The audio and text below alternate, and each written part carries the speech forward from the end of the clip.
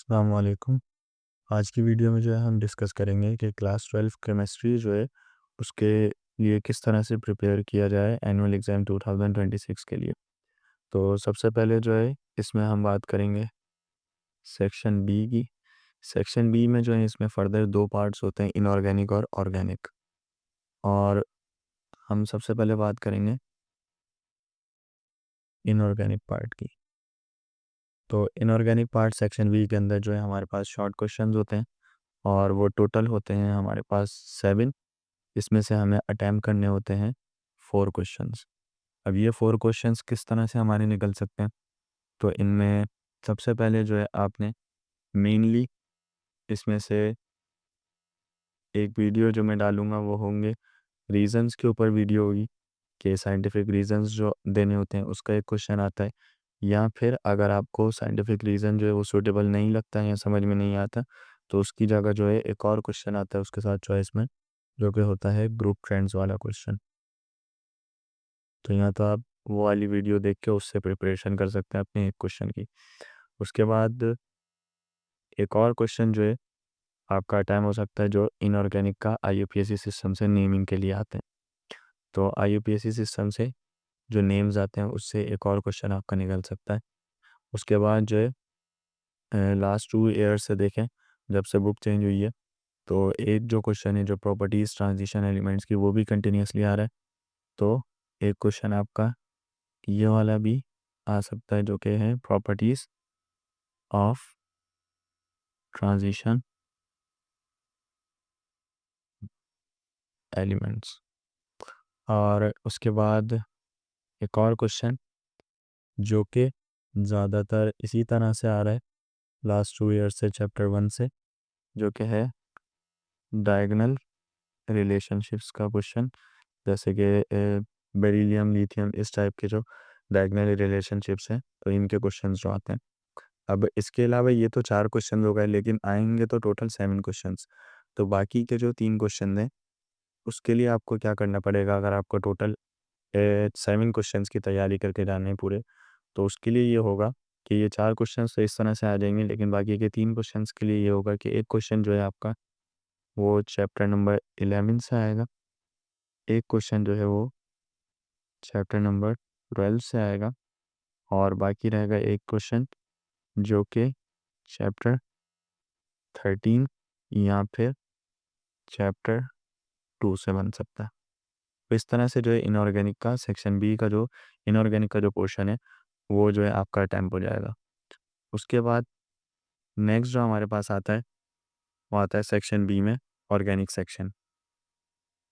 तो section B के अंदर ऑर्गेनिक पोर्शन की अगर हम बात करें, तो ऑर्गेनिक पोर्शन में जो है हमारे पास टोटल 7 क्वेश्चन आते हैं, जिसमें से हमें अटेम्प्ट करने होते हैं एनी 5 क्वेश्चंस। अब वो 5 क्वेश्चंस आपके किस तरह से अटेम्प्ट हो सकते हैं कि एक क्वेश्चन जो है आपका वो आता है ऑर्बिटल स्ट्रक्चर्स करके, कि ऑर्बिटल स्ट्रक्चर्स जो होते हैं फॉर एग्जांपल इथीन के, इथाइन के, मीथेन के, इथेन के, तो ये ऑर्बिटल स्ट्रक्चर्स आपको करने पड़ेंगे। इससे आपका ये वाला क्वेश्चन जो है वो निकल जाएगा। उसके बाद जो है आपको आईयूपीएसी सिस्टम समझना पड़ेगा, क्योंकि ऑर्गेनिक के अंदर भी आईयूपीएसी सिस्टम का नेमिंग के लिए क्वेश्चन आता है।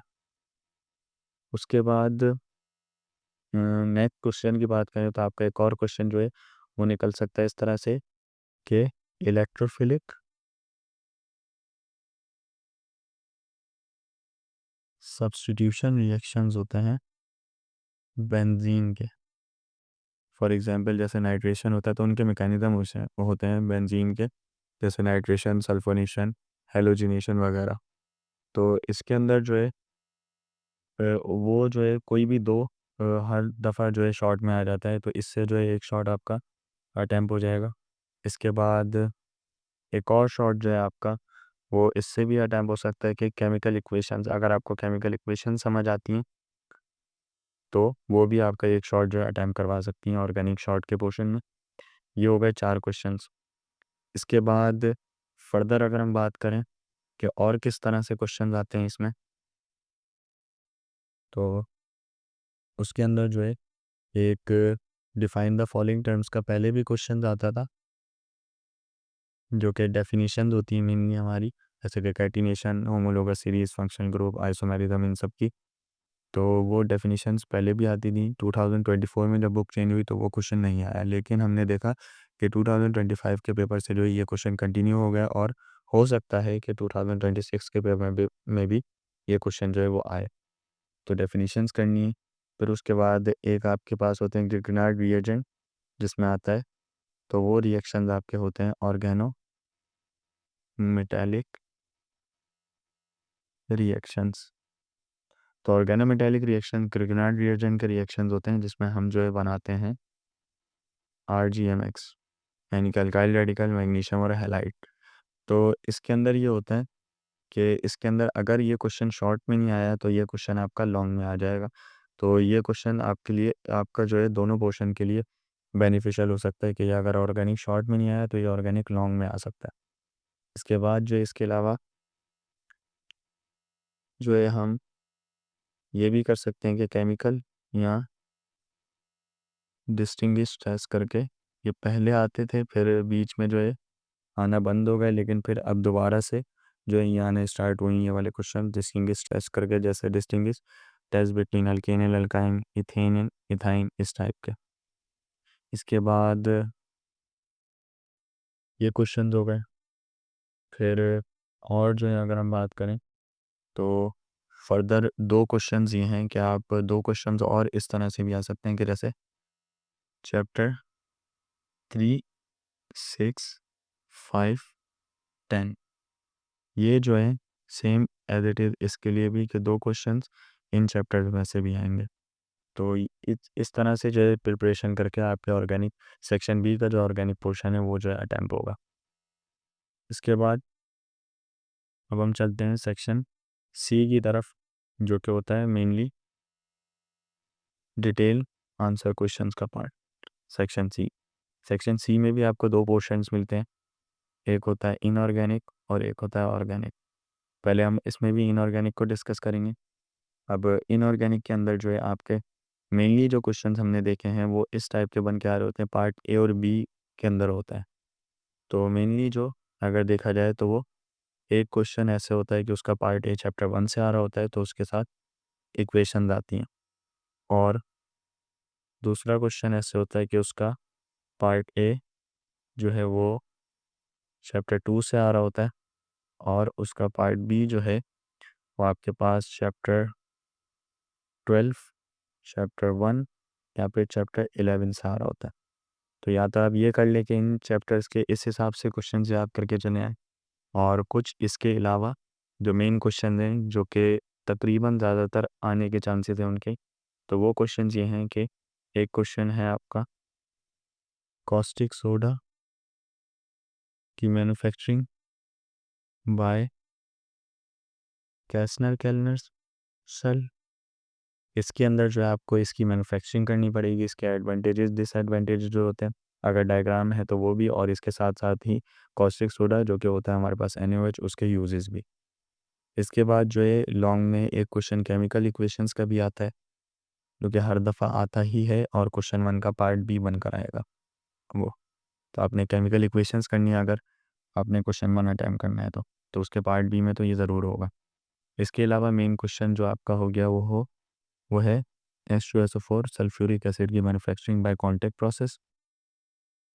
लेकिन इसके साथ साथ ही आपने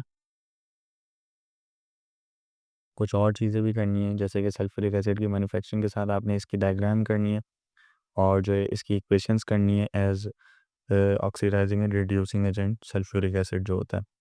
इसके बाद एक और क्वेश्चन जो आपका इम्पॉर्टेंट है वो है 99.99% जो आपका प्योर कॉपर निकल कर आता है एक्सट्रैक्शन ऑफ कॉपर से, उसकी एक्सट्रैक्शन, उसकी डायग्राम, उसकी रिफाइनिंग और रिफाइनिंग की डायग्राम, और उसके साथ साथ ही ट्रांजिशन एलिमेंट्स की कमर्शियल प्रॉपर्टीज़ जो कि चैप्टर के लास्ट में टेबल दिया हुआ है वो हो गया, और कंपोजिशन ऑफ एलॉयज़।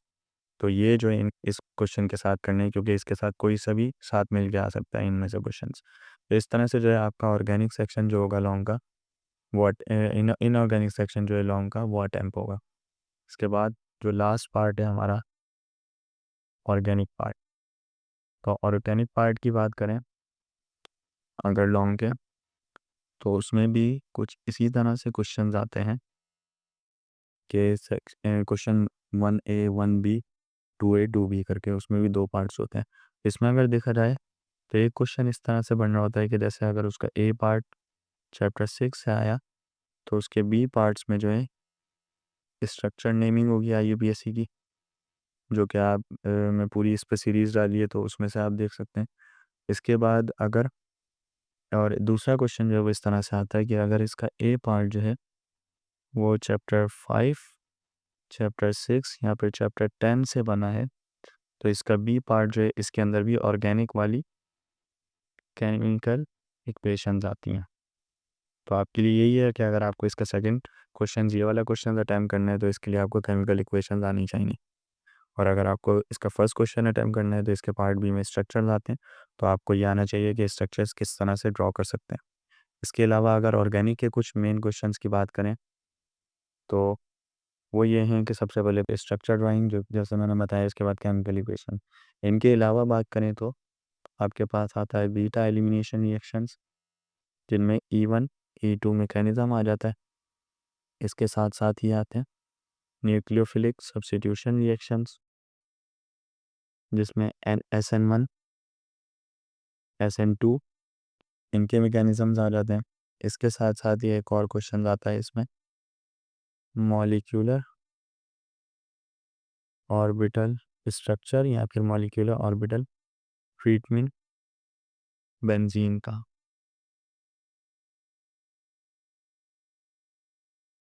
और इसके बाद जो है एक और क्वेश्चन है जो कि ओरिएंटेशन इन बेंजीन, जो कि बुक के अंदर सब्स्टिट्यूएंट इफेक्ट के नाम से क्वेश्चन है।